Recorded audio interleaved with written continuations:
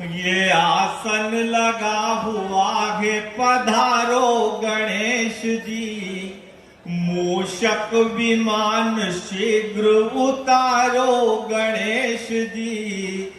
तुम रिद्धि सिद्धि दाता, तुम बुद्धि के प्रदाता, तुम रिद्धि सिद्धि दाता, तुम बुद्धि के प्रदाता। भोले पिता तुम्हारे, कौन भोले? हजारों साल पहले जिन्होंने शल्य क्रिया सिखाई थी दुनिया को, दक्ष का मस्तक काट के बकरे का फिट कर दिया और गणेश का काट के हाथी का फिट कर दिया। ये हजारों साल पहले थे, जो सबसे बड़े सर्जन है भोलेनाथ। तुम रिद्धि सिद्धि दाता, तुम बुद्धि के प्रदाता। भोले पिता तुम्हारे, तुम हो जगत के ज्ञाता। तो हम सबको ज्ञान देकर तारो गणेश जी, आसन लगा हुआ। अंतिम दो पंक्ति, जिस पर कृपा हो तेरी, उसका न कोई बैरी। जिस पर कृपा हो तेरी, उसका न कोई बैरी। भक्तों के काज करते करते न नाथ देरी। तो हम सबके काज आके सुधारो गणेश जी, आसन लगा हुआ है। बहुत बहुत धन्यवाद। तो ये हो, हम लाइन में लगे रहते हैं वोट डालने के लिए, और वोट इसलिए डालते हैं कि एक अच्छा नेता चुने, और अच्छा नेता इसलिए चुने ताकि हमारी सड़क गड्ढा मुक्त हो, हमारे गटरें दोनों तरफ नालियां बनी हुई हो, हमारी गिट्टी कंक्रीट की सड़क बन जाए, हमारे यहाँ बिजली के पोल हो, उजाला हो, लाइट हो, रोशनी हो, हमारे यहाँ विद्यालय हो, नए ट्रांसफार्मर हो, किसान को 24 घंटे बिजली मिले। लेकिन यह सब मिलना तो दूर, बाद में एमएलए ही नहीं मिलता। ये हमारी पीड़ा है। मैं इन पीड़ा से मुक्ति के लिए कवि सम्मेलन में कुछ बातें कहना चाहता हूं। और यह फैसला भगवान श्री राम की जन्मभूमि का नहीं, यह सबके मन में एक प्रश्न था। मैं 4 पंक्तियां निवेदन करना चाहता हूं। प्रश्न लाखों मगर एक उत्तर न था, सब ही था देश में एक मंदिर न था। घर सभी को दिए, घर सभी को दिए, घर के बाहर था वो राम के गांव में, राम का घर न था, राम के गांव में राम का घर। और त्याग कितना बड़ा, जब माता ने और पिता ने वनवास दिया तो अयोध्या की राजधानी भरत को सौंप करके और सीधे वनवास चले गए।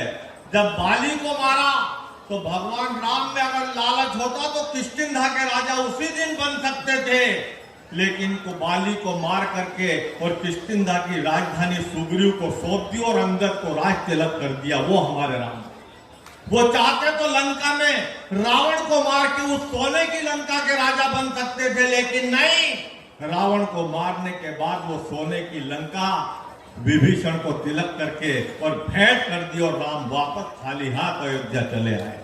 उसके बाद इतना इंतजार किया तब जाकर के और ये मंदिर हमने। ये गौशाला का कवि सम्मेलन है। हमारे 2 कवि और आ रहे हैं, भीड़ में फंसे हुए हैं, भीड़ ज्यादा है, मेला लगा हुआ है।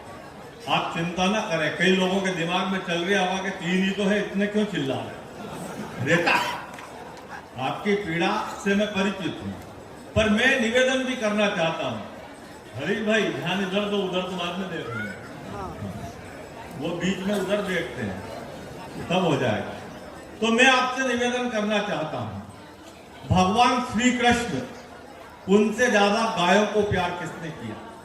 भगवान कृष्ण ने 12 साल तक सिले हुए वस्त्र नहीं पहने, 12 साल तक चरण पादुकाएं नहीं पहनी और 12 साल तक अपने केश नहीं कटवाए और गौ माता को चराते रहे। जब उस गौ माता को कत्ल खाने में काटा जाता है तो क्या श्री कृष्ण के इन बेटों को दुख नहीं होता है? गायों का वध, बैलों का वध, फिर अवध कहां रह पाएगा? हमारे अब्दुल गफ्फार बेटे हैं, इनने अपनी कविता में एक वाक्य लिखा कि जब आदमी इतना घमंडी हो जाए कि रो नहीं सके, जब आदमी इतना घमंडी हो जाए कि रो नहीं सके, इतना स्वार्थी हो जाए कि परोपकार नहीं कर सके, तो मेरे ख्याल से ऐसे व्यक्ति का बिना किसी की राय लिए चुपचाप उसको दफन कर देना चाहिए। ये कहने वाला तब मैं आपसे निवेदन करना चाहता हूं, हमारे बैठ जाए, जहाँ जगह हो आप बैठते जाओ। और हमने भारत माता को क्या दिया? आज जेएनयू में 10 लड़के अरेस्ट हुए हैं, हमारे टैक्स के पैसे से पढ़ रहे हैं और फीस कम करने के लिए डिमांड कर रहे थे। अंदर उपराष्ट्रपति के भाषण चल रहे और बाहर दंगा कर रहे थे, लेकिन फिर भी सरकार ने उनकी बढ़ी हुई फीस माफ कर दी और उसका परिणाम आज ये निकला कि विवेकानंद की मूर्ति के नीचे लिख दिया कि भगवा जलेगा। हम कहना चाहते हैं कि जिस दिन भगवा जलेगा उस दिन ये जेएनयू भी नहीं बचेगा।